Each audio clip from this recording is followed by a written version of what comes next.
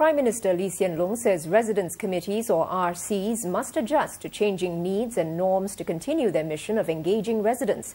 At the National RC Convention, he said this is because Singapore has been completely transformed since the first RCs were set up nearly 40 years ago.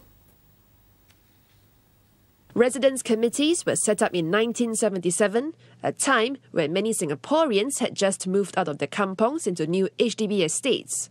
Their aim? To recreate a sense of community among residents. Nearly 4 decades later, Prime Minister Lee Hsien Loong said RCs can still play an important role to bring back the kampong spirit and bond neighbours in Singapore by following the ABC. A. To adapt to residents' needs by keeping their activities relevant and engaging. B. To bridge residents with the government by helping residents to understand government's policies, including the details of the budget.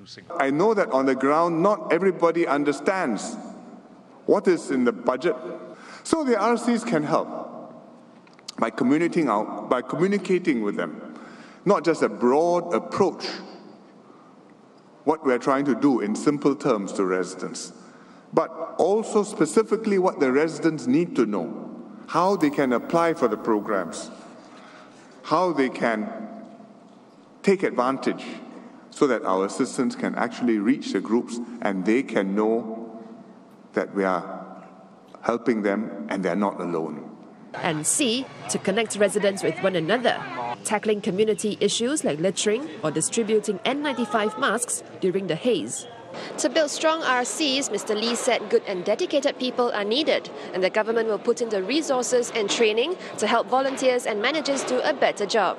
He said the People's Association will start a program to develop RC chairmen and managers through the National Community Leadership Institute. Mr. Lee encouraged all volunteers to take full advantage of these initiatives.